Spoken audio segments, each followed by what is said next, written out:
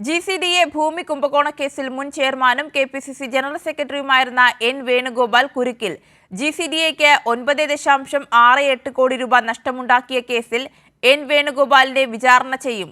സ്വകാര്യ വ്യക്തികളുമായി ഗൂഢാലോചന നടത്തി GCDAയുടെ ഭൂമി നിസാര വിലയ്ക്ക് കൈമാറിയ കേസിൽ വിചാരണയ്ക്ക് സർക്കാർ അനുമതി നൽകി.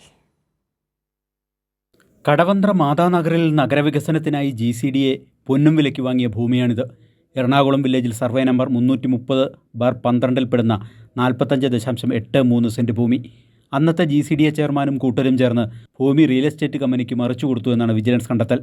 KPCC general secretary N Venugopal GCDA ചെയർമാനായിരുന്ന 2013-15 കാലമായിരുന്നു അത്.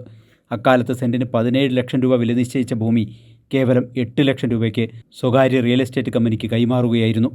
ഈ ഒറ്റ ഇടപാടിൽ GCDAക്ക് നഷ്ടപ്പെട്ടത് 3 കോടി രൂപ.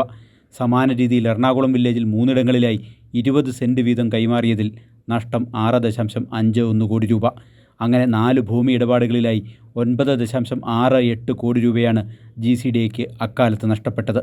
സ്വകാര്യ വ്യക്തികളുമായി ഗൂഢാലോചന നടത്തിയാണ് GCDAയുടെ ഭൂമി നിസാര വിലയ്ക്ക് കൈമാറിയതെന്നും അതിൽ അഴിമതി നിരോധന നിയമപ്രകാരം കേസെടുക്കണമെന്നുമായിരുന്നു വിജിലൻസ് റിപ്പോർട്ട്.